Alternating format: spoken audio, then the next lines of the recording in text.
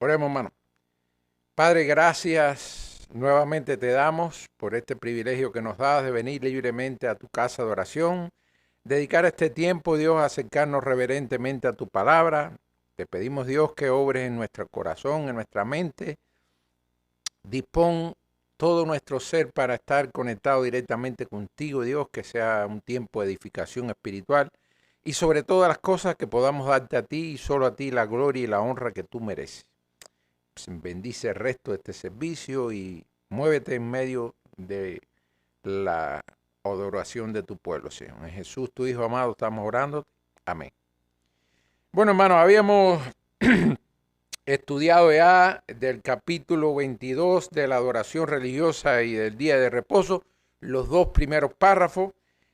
Hoy vamos a estar llegando al tercer párrafo. Habíamos visto en la clase pasada la adoración religiosa, que en el nombre del Padre, el Hijo y el Espíritu Santo habíamos visto un grupo de aspectos que la propia Escritura revela sobre la adoración y cómo debe serse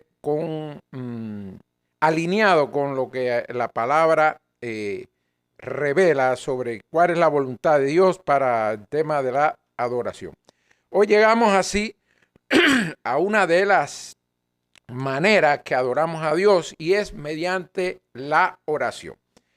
Estamos en el tercer párrafo de la página 33 de la Confesión de Fe. Vamos a darle lectura a este párrafo. Dice, siendo la oración con acción de gracia una parte de la adoración natural, la exige Dios de todos los hombres, pero para que pueda ser aceptada debe hacerse en el nombre del Hijo, con ayuda del Espíritu Santo, conforme a su voluntad, con entendimiento, reverencia, humildad, fervor, fe, amor, perseverancia, y cuando se ora a otros debe hacerse en una lengua conocida. Como vemos, hermano, esta parte de este capítulo 22 se adentra en el tema de la oración y de qué manera debemos hacerla para que sea agradable ante los ojos de Dios. Y por eso es que hemos titulado la clase La adoración aceptable delante de Dios. Lo primero que pudiéramos plantear acerca de lo que nos dice este párrafo es la oración es una parte especial de la adoración natural y Dios exige de todos los hombres. Hermano, Dios es el creador de los cielos, la tierra y de todo lo que existe en el universo. Debía ser razón suficiente para que el hombre de manera natural le diera la gloria a él y buscara adorarlo siempre. Por tanto, por eso es que dice la primera parte del párrafo, siendo la oración con acción de gracia. Es decir, una razón que debemos tener siempre presente, darle gracias al Señor. Una parte de la adoración natural y la exige Dios de todos los hombres. Es decir, en esa primera parte lo que nos está diciendo este párrafo es que el Señor, por ser nuestro creador, merece que nosotros le demos toda la gloria y la honra a Él, pero además que le demos dar gracias. Eso debe ser un deber que debía tener todos los hombres. Sabemos que solamente los que hemos llegado a los pies de Cristo sentimos esa necesidad de adorar a nuestro Dios, de adorarlo conforme a lo que dice la palabra, pero debía ser algo que todo ser humano se sintiera en la obligación de darle a nuestro Creador todo el culto merecido a su santo nombre. Dios es el supremo creador de todo el universo y todo hombre depende completamente de Él. Por tanto, debe rendirle adoración. Dios merece la adoración de toda su creación. La oración es el reconocimiento de nuestra dependencia. La falta de oración es una expresión de rebeldía contra Dios. Hermano, lo repito, dejar de orar, que es una de las maneras que nosotros adoramos al Señor, es una expresión de rebeldía contra Dios. Negarse a orar es vivir como si pudiéramos existir independientemente del Creador. Examinémonos cada uno, veamos cuánto tiempo dedicamos a la oración, a estar en comunión con Dios, a darle gracias por todo lo que hace en nuestras vidas y podremos tener una idea de cómo está la salud espiritual de cada uno de nosotros cuando vemos qué tiempo dedicamos a este mandato que nos da la Biblia de orar insistentemente. Miren lo que nos dice el Salmo 95:6. Venid, adoremos y postrémonos, arrodillémonos delante de Jehová, nuestro Hacedor. Apocalipsis 4:11 dice, Señor, digno eres de recibir la gloria y la honra y el poder. Dos razones que confirman lo que habíamos visto. Primero, el compromiso que debe tener todo cristiano de dar gracias y postrarse en reverencia delante del Señor. ¿Por qué? Porque tenemos un Señor que es digno de recibir toda la gloria y la honra. Ahora, fíjense que dice la primera parte del párrafo, siendo la oración con acción de gracia. Va a adentrarnos un poquitico en el concepto que se entiende por oración con acción de gracia. Dice, la oración con acción de gracia es el acto de dirigirse a Dios para expresarle gratitud sincera por su persona, sus obras, su provisión, su salvación y su constante cuidado. No es pedir, es reconocer y agradecer sus bendiciones con sinceridad y gozo. Hermano, nuestras oraciones muchas veces se convierten en una relación de peticiones. Señor, oramos por la salud, por la familia, por los hijos, por el trabajo, por las finanzas, por todos los problemas que se nos presentan, los ponemos en sus manos. Pero muchas veces se nos olvida dar gracias, hermano. Si hoy tenemos esa torre fuerte, ese refugio seguro en quien buscar auxilio, debía ser razón suficiente para lo primero que usted haga, decir, darle gracias al Señor por todo, hermano, por lo bueno y por lo malo, porque, como dice Job, ¿acaso recibiremos solo lo bueno del Señor y no lo malo? Entonces, meditemos cuando estamos orando al Señor, porque lo que nos está llamando a la confesión de fe es que la oración con acción de gracia debe tenerse siempre presente a la hora que usted se va a acercar en adoración, orándole al Señor. Recuerde que habíamos dicho que la adoración, lo habíamos visto en clases pasadas, no es solamente cuando empezamos la parte de las alabanzas, hermano. La adoración empieza desde el mismo momento que usted se levanta y dispone un tiempo para acercarse al Señor, y debe serlo de manera reverente, humilde, confiando que Él está al tanto de la oración de sus hijos. Por tanto, no pensemos que solamente adoramos al Señor cuando venimos aquí a la iglesia y cuando se empiezan a entonar himnos para adorar al Señor. La adoración es mucho más allá de ese momento en que cantamos himnos para adorar al Señor. Acá la confesión de fe nos está revelando que orar también es una manera de nosotros adorar al Señor, y que, de acuerdo a lo que nos dice este párrafo, debe hacerse en correspondencia a estas indicaciones. Lo vamos a ver un poquitico más adelante en la clase. El creyente reconoce y expresa, celebra la bondad, la fidelidad y las bendiciones de Dios. Eso es parte de esa oración con acción de gracia, dándole gloria por lo que Él es, por todo lo que ha hecho y hace y promete hacer. No consiste simplemente en decir gracias, sino en una respuesta de oración que nace de un corazón que reconoce que todo bien procede de Dios. Santiago 1:17, mire lo que nos dice: toda buena dádiva y todo don perfecto desciende de lo alto, del Padre de las luces, en el cual no hay mudanza ni sombra de variación. También la razón suprema para dar gracias es la obra redentora de Cristo.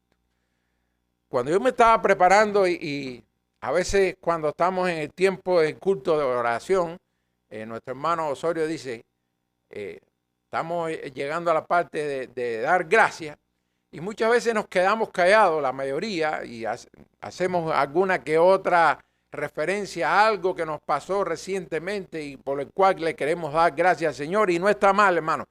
Pero, hermano, debía ser una respuesta unánime de todo creyente, porque no hay una razón más grande que nosotros tengamos que darle gracias a Dios que la obra redentora de Cristo, la sangre preciosa que derramó ahí en la cruz del Calvario, todo el sacrificio que tuvo que hacer nuestro Señor para ocupar el lugar que usted y yo no merecíamos ocupar. Por tanto, la razón suprema para dar gracias es la obra redentora de Cristo. La acción de gracias no depende de las circunstancias, hermano. Porque a veces es muy fácil dar gracias al Señor cuando nuestras oraciones son contestadas, cuando las finanzas, la familia, nuestros hijos no son rebeldes, vienen a los pies de Cristo con nosotros. Es muy fácil dar gracias al Señor por esas bendiciones y no está mal. Debemos siempre ser agradecidos. Pero también la Biblia nos enseña que debemos dar gracias en todo momento, no solamente en eso. Miren lo que nos dice en 2 Corintios 9:15, gracias a Dios por su don afable, es decir, por su don inefable, hermano. Disculpen, ese don inefable es Cristo, pero miren lo que nos dice Primera de las Tesalonicenses 5:18. Da gracias en todo, porque esta es la voluntad de Dios para con vosotros en Cristo Jesús. No dice dar gracias cuando las cosas están bien, cuando la familia, los negocios, los trabajos, la salud anda bien. Dice dar gracias en todo. Por tanto, hermano, la acción de gracia no depende de las circunstancias. Lo que la Biblia nos enseña es que en todo tiempo dar gracias. Que no es fácil cuando usted está pasando por prueba, cuando hay momentos que no nos gustan, pero hermano, lo que nos enseña la Biblia es decir, Señor, yo no entiendo lo que tú estás haciendo, no me gusta las circunstancias que estoy viviendo, pero te doy gracias. Tú estás al control y algún propósito tú tienes con lo que está pasando. Y muchas veces eso es realmente difícil hacerlo, pero lo que nos enseña la Biblia y lo que nos está llamando a la confesión de fe es que aún en esas circunstancias debemos dar gracias, porque si confiamos que el Señor está al control, todas las cosas a sus hijos le ayudan a bien conforme a sus propósitos. No lo podemos quitar el pedacito a ese pasaje. Por tanto, quizás nosotros no veamos el propósito, la mano de Dios actuando de una manera que no comprendemos, pero confiamos en que Él está al control y que va a ser para bien. Quizás es una puerta que se cierra, alguna amistad que perdemos, algún trabajo, etcétera. Pudieran ser circunstancias de diferente naturaleza, pero confiando en que el Señor está al control y que va a ser para bien. Hechos 17:25 también nos dice, Él es quien da toda vida y aliento y todas las cosas, por lo cual merece que nosotros le rindamos culto, que debemos a Él toda la gloria y la honra. Dice el Salmo 100, versículo 3, reconoced que Jehová es Dios, Él nos hizo y no a nosotros, y no nosotros a nosotros mismos. La oración aceptable delante de Dios. Hermano, así como habíamos dicho que la adoración debe estar alineado con lo que enseña la Escritura, y la propia Biblia nos enseña que aún con las mejores intenciones, cuando la adoración no está alineada con las Escrituras, veamos solamente el pasaje de lo que le pasó a los hijos de Aarón, que ofreciendo fuego extraño fueron consumidos por la ira de Dios. Es decir, aún yo estoy seguro que la intención de esos hijos de Aarón era de alguna manera rendir culto al Señor, pero no lo hicieron conforme a lo que estaba establecido, no lo hicieron conforme a la voluntad de Dios y fíjense, murieron. Es decir, así mismo como la adoración debe estar alineada con lo que nos enseña la Escritura, también la oración, hay enseñanzas bíblicas que nos ayudan a que nuestra oración esté alineada con lo que enseña la Escritura, y los requisitos indispensables que debe cumplir son estos. Debe hacerse en el nombre del Hijo. Recordemos que nosotros no tenemos ningún mérito para presentarnos delante del Señor. Necesitamos de un mediador, así mismo como necesitamos de un mediador para el resto de la adoración, para el tema de la oración. Necesitamos de un mediador, que es nuestro Señor Jesucristo. Por tanto, debe hacerse en el nombre de su Hijo. Debe hacerse con la ayuda del Espíritu Santo. Muchas veces soltamos nuestra oración y no meditamos en un momento y decirles, Espíritu Santo, enséñame la manera adecuada de poder orar. Pon palabra en mi boca para que sea mi oración conforme a la voluntad del Señor. Muchas veces esto no lo hacemos, incluso cuando nos acercamos a leer las Escrituras, tampoco pedimos el auxilio del Espíritu Santo, hermano. Y lo que nos enseña la Escritura es que debemos hacerlo siempre, porque ese es el que habita en nosotros, el más cercano a nosotros, el que más ayuda nos puede dar, y muchas veces no lo hacemos.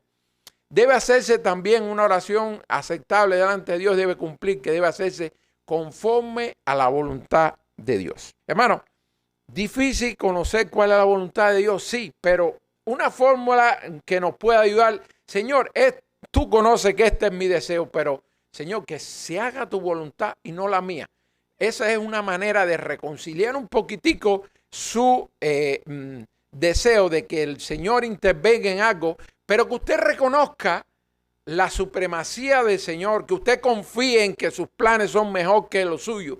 Por tanto, dando esa manera de terminar su oración, usted entrega todas las cosas en manos del Señor y confía que Él hará lo mejor para usted.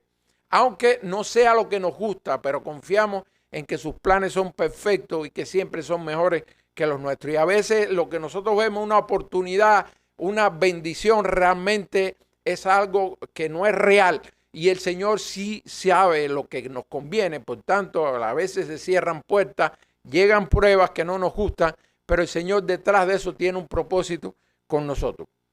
Nos guste o no, hermano, confiemos en que Él tiene el control y que nos va a llevar a buen puerto con sus propósitos.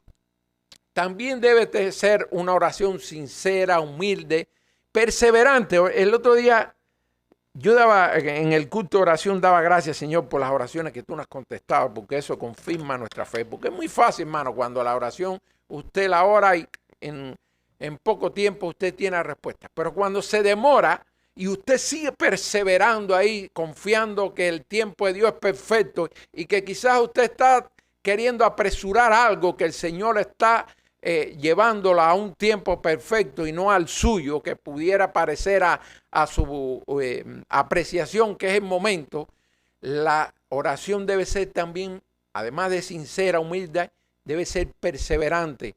Recordemos lo que nos enseña la parábola de aquella viuda que fue ante un gobernante que no era temeroso ni de Dios ni de los hombres, pero perseveró tanto que aún siendo ese hombre de la manera que nos describe la Biblia, dio respuesta a la petición de la viuda. Por tanto, esa enseñanza nos da la idea que debemos ser perseverantes en nuestra oración, no perder la fe que el Señor nos está escuchando, que Él está esperando el tiempo perfecto. O hermano, a veces la respuesta es que no a nuestra oración. No pedimos siempre a lo que nos conviene. Por tanto, confiemos que el Señor, aun cuando no vemos la respuesta que nosotros queremos, está haciendo algo para bien de sus hijos. Debe hacerse con entendimiento, reverencia, humildad, fervor, fe, amor y perseverancia nuevamente. No debemos repetir palabras vacías, debemos saber qué pedimos, por qué lo pedimos y tener presente a quién le estamos orando, hermano. Y cuando se ora con otro, es decir, cuando es una oración colectiva, cuando estamos orando dentro de una congregación, debe hacerse en una lengua conocida. Así termina el párrafo, dice, debe hacerse en una lengua conocida. Eso es para los que dicen que tienen los dones de lengua, y en el momento de la oración, además Pablo habla de eso, de cómo debe aquellos que tienen el don de lengua, hágalo en su intimidad con el Señor, no públicamente porque nadie lo entiende. Y si usted cree que está haciendo bien en su oración íntima con el Señor, hablar en lengua, si Dios le ha dado ese don, bueno, bien para usted. Pero cuando usted está en una congregación, debe tener en cuenta que los demás necesitan escuchar, acompañarlo en la oración, y debe ser entendible. Después vamos a ver un poquitico más el tema de la oración congregacional. Es decir, cuando usted está acompañado por más hermanos.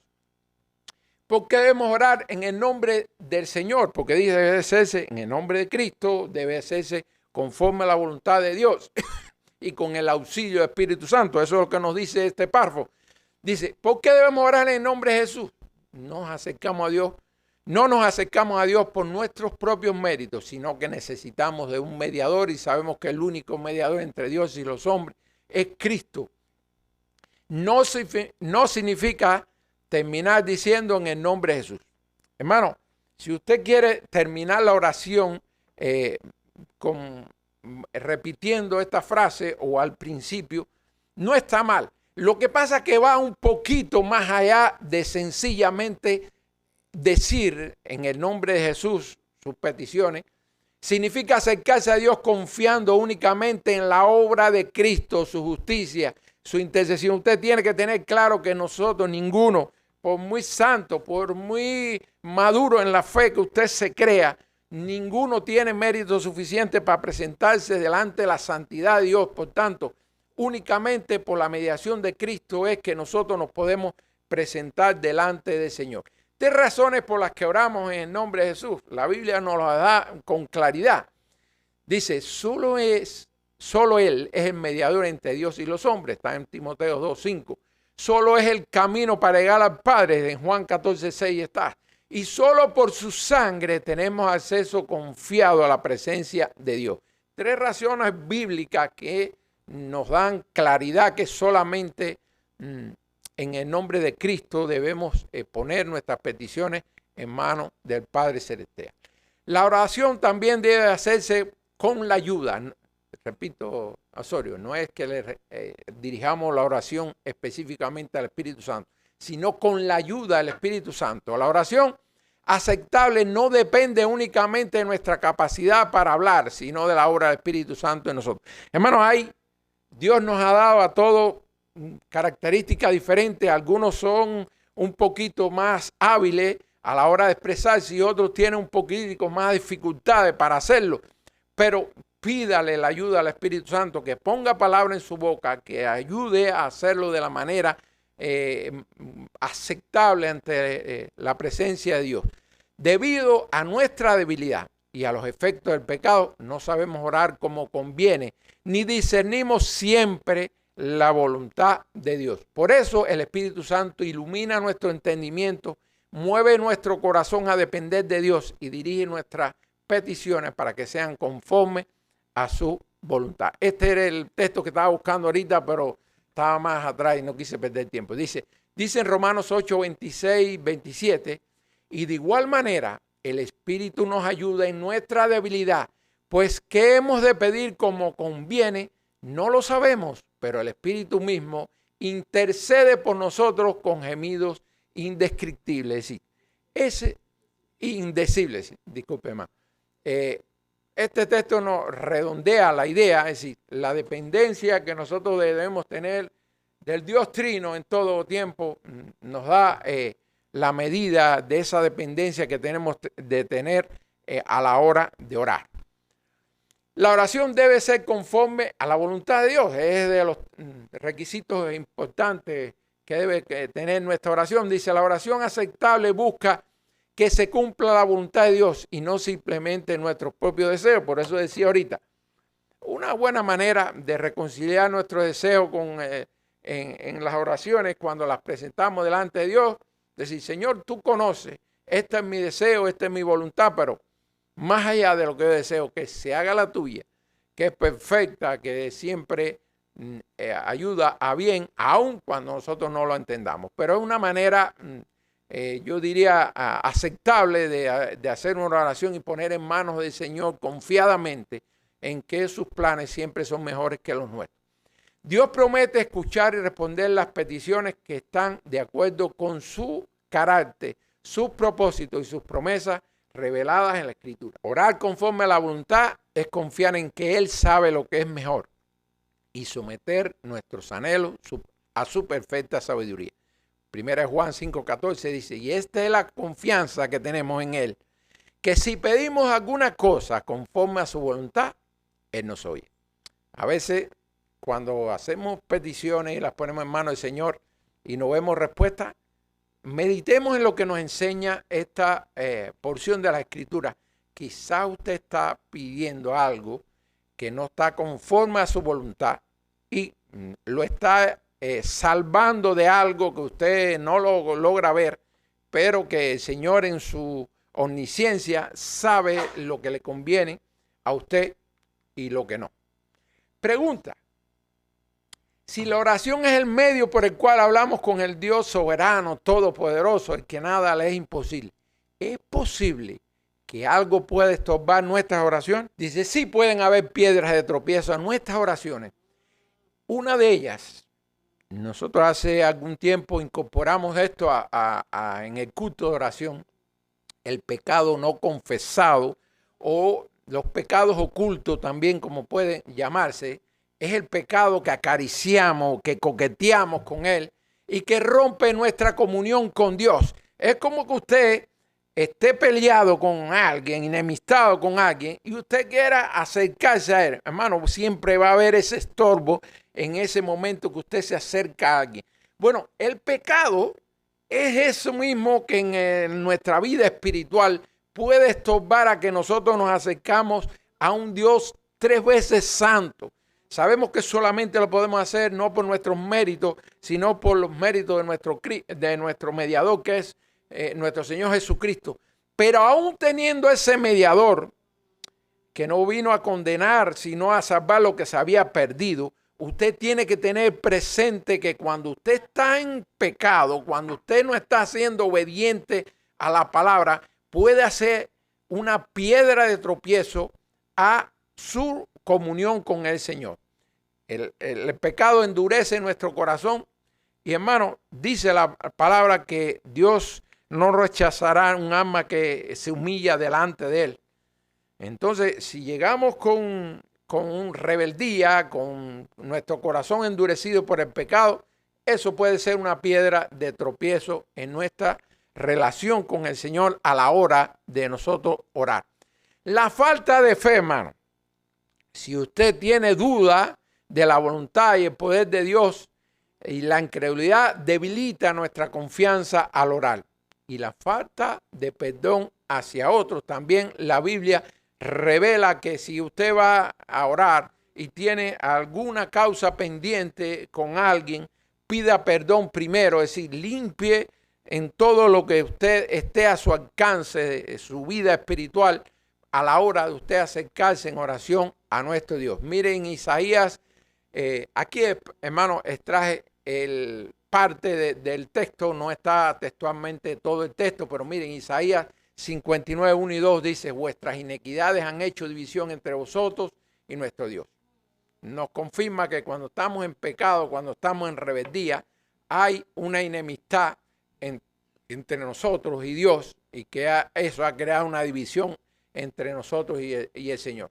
Santiago 1, versículos 6 y 7 dice, pero pida con fe, no dudando nada, no piense pues quien tal haga que recibirá cosa alguna del Señor. Si usted tiene dudas, falta de fe a la hora de orar, tal vez Dios se acuerda de mí y puede resolverme este problema, o Señor tal vez tiene posibilidad hermano, a Dios nada le es imposible, por tanto debemos tener fe que Él le hay, que Él es todopoderoso. No quiere decir que lo que estamos pidiendo es lo que nos conviene y que sea lo que el Señor esté en su voluntad hacerlo. Pero usted tiene que confiar en que el Señor va a hacer su voluntad y que es la mejor decisión la que Él va a tomar sobre la petición que usted está poniendo en sus manos. Y tiene que confiar que a Él nada le es imposible. Si usted empieza a dudar, bueno, tal vez yo me lo merezca, o tal vez el Señor se acuerde, o tal vez el Señor pueda hacer algo. No, se está acercando más porque la propia Biblia nos enseña quien tal haga que recibirá cosa alguna del Señor. Es decir, no piense, pues quien tal haga, si usted duda, si usted empieza a cuestionarse cosas que pongan en duda el poder de Dios o la confianza que usted tiene para que Él pueda resolver su situación, dice que no piense que pues quien tal haga, pues recibirá cosa alguna del Señor. Mire también estos dos textos, Marcos 11, 25 dice, y cuando estéis orando, perdonad si tenéis algo en contra de alguno. Es decir, si usted tiene causas pendientes con alguna persona y está necesitando perdonar a esa persona, no importa, hermano, lo que haya hecho, lo que nos enseña las Escrituras que usted debe perdonar, porque Él nos perdonó a nosotros sin merecerlo. Entonces, no piense en la razón que lo motivó a usted a estar enemistado con alguien. Piense que el Señor también tenía razones suficientes para estar airado con nosotros y nos perdonó por su inmensa misericordia. Debemos entonces imitar al Señor en esto. Hebreos 11:6 dice, pero sin fe es imposible agradar a Dios. Si usted tiene falta de fe, no confía que Dios sea capaz de resolver su situación, está haciendo mal. La oración pública o congregacional debe ser entendible. Esto es lo último que trata este párrafo. Dice, cuando se ora con otros, debe hacerse en una lengua conocida. Es decir, si usted habla inglés y va a algún lugar que hablan otro idioma, debe buscarse al menos un interlocutor, un traductor que ayude a que a las personas que están reunidas entiendan lo que usted está hablando. Y si tiene el don de lengua, hermano, guárdeselo para su intimidad con el Señor. Debe hacerse de manera sencilla, centrada en un propósito y entendible para que toda la iglesia pueda decir amén. Hermano, hay una diferencia entre su oración personal, en su intimidad con el Señor, y cuando está en una congregación, cuando esa oración colectiva debe hacerse de manera sencilla, centrada en un propósito y entendible para que toda la iglesia pueda decir amén.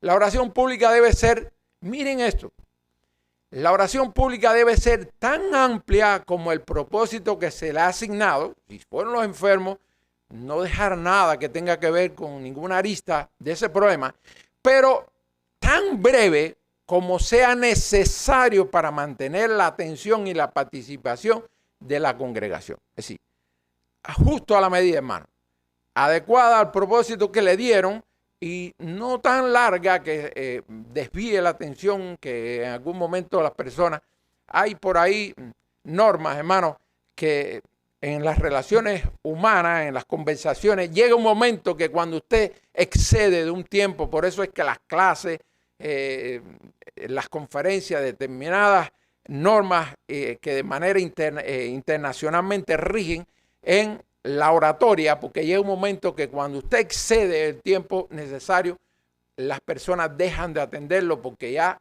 es como, me desconecto de eso porque está demasiado largo lo que se está transmitiendo. Entonces llega un momento que es como que se cierran sus canales y no recibe nada. Entonces debemos tener en cuenta eso en la oración que usted se hace de manera congregacional, pública. Si usted quiere estar un día orando en su intimidad con el Señor, gloria a Dios. Pero ahora, Dios es un Dios de orden, y cuando usted está en una congregación, cuando usted está acompañado de otros hermanos, debe tener presente normas que deben regir, que aunque no están escritas literalmente en la Biblia, nos enseña que debemos ser observadores, respetuosos con esas cosas que nos enseñan indirectamente muchos textos. La oración congregacional debe edificar, enseñar, animar, no impresionar, hermano. No crea que porque usted usa palabras bonitas o porque cree que lo está haciendo mejor que otro. Ese no es el objetivo. Miren lo que dice, oración congregacional debe ser para edificar, enseñar, animar, para que toda la iglesia lo entienda y pueda decir amén. Mateo 6:6 dice, la oración individual busca la comunión personal con Dios. En 1 Corintios 14, 16 y 17, la oración congregacional busca la edificación de toda la iglesia. Por tanto, eso debe ser algo que tengamos presente. Aplicación, hermano, pues siempre la corona del pastel es lo que podemos concluir de todo lo que hemos estudiado. Porque el hombre natural debe darle toda la gloria al Señor y darle siempre en nuestras oraciones la acción de gracia. Dice, Dios exige la oración porque Él es nuestro creador y sustentador. Razón suficiente para que nosotros debamos tener presente que nuestra oración y nuestra adoración es solo a Él. Dios exige la oración porque solo Él es digno de recibir adoración. Recordemos que la oración es una manera que nosotros tenemos de adorar al Señor, de reconocer nuestra dependencia, que Él es capaz de hacerlo todo. Cuando todo parece perdido, Él tiene la última palabra. Dios exige la oración porque dejar de invocarle constituye una expresión de rebeldía e ingratitud. El hombre no ora por hacerle un favor a Dios. Dios no necesita nada de nosotros, hermano. Ora porque Dios lo manda. El Espíritu Santo nos ayuda a orar correctamente, entender la voluntad de Dios, perseverar y vencer nuestra debilidad. Una oración eficaz nace de un corazón arrepentido que vive en obediencia, perdona a los demás, confía en Dios y busca su voluntad por encima de sus propios deseos. Miren cómo ordenamos la oración conforme al Dios Trino que adoramos. La oración muestra la obra completa de la Trinidad.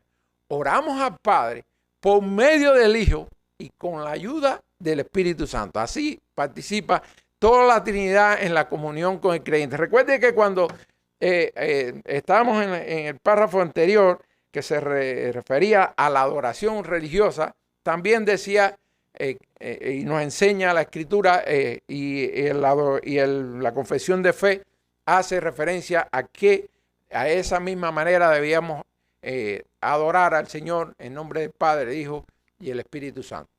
Para el creyente, miren esto, para que lo tengamos presente, examine cómo oras. Pregúntese, ¿buscamos la voluntad de Dios? ¿Perseveramos cuando Dios tarda en responder? Para la iglesia, para el cuerpo de Cristo, para todos nosotros reunidos, la oración congregacional debe caracterizarse por su claridad, sencillez, reverencia, contenido bíblico, incomprensión de todos. ¿Para qué? Para que la iglesia pueda decir después que usted termine, amén. Y para los inconversos, si tuviéramos a alguien aquí, nadie, absolutamente nadie puede acercarse aceptablemente a Dios fuera de Cristo. Por tanto, si hay algún incrédulo que cree que puede llegar a la presencia de Dios con su oración sin tener en cuenta de que debemos hacerlo solo a través de Cristo, está en un error. La necesidad principal no es aprender una técnica para orar, sino reconciliarse con Dios mediante Jesucristo. Hermano, aunque nosotros podemos encontrar muchísimas cosas en las Escrituras que nos ayudan a que nuestras oraciones estén alineadas con la voluntad de Dios revelada en la Escritura. Quizás Mateo 6 nos da una fórmula, un modelo de oración quizás perfecto, pero quizás que en todo tiempo no se ajuste a nuestras condiciones, sino que usemos parte de esa enseñanza y le podamos incorporar otra cosa. Lo importante es que usted lo haga con sencillez, pensando que Dios está delante de usted y Él no está esperando que usted busque palabras rebuscadas o que use palabras bonitas. Él está buscando un corazón humillado, que usted esté confiando en que Él le está escuchando y sobre todo que va a hacerse la voluntad de Él y no la nuestra. La necesidad principal no es aprender una técnica para orar, sino reconciliarse con un Dios mediante Jesucristo. La oración que Dios acepta no es la que nace del esfuerzo humano. Por tanto, no crea que si usted busca palabras bonitas o palabras rebuscadas, va a ser más impactante su oración, sino cuando usted hace una oración que nace de un corazón transformado, se ofrece por medio de Cristo, es guiada por el Espíritu Santo y se conforma a la voluntad revelada de Dios. Hasta ahí la clase, hermano. Muchísimas cosas importantes a tener en cuenta para el momento que nosotros dedicamos a orar. Les pido que me acompañen en oración para terminar este tiempo. Padre, gracias. Gracias nuevamente te damos por tus enseñanzas, por la verdad revelada en las Escrituras que nos ayuda para guiar nuestras oraciones y que lleguen como una grata ofrenda delante de ti, Dios mío. Ayúdanos a ponerla en práctica. Ayúdanos a tener presente, Dios, que un corazón contrito y humillado tú no rechazarás. Por tanto, debe ser la primera actitud que nos lleve a postrarnos delante de tu presencia y poner nuestras peticiones en tus manos. Y que no se nos olvide más a nosotros, Dios, Señor, dar gracias, Señor, por todo lo que tú has hecho, haces y harás, y por todo la deuda de gratitud que tenemos contigo, Señor. Ayúdanos a hacerlo de esa manera que a ti te agrada. En el nombre poderoso de tu Hijo amado Jesucristo, oramos. Amén.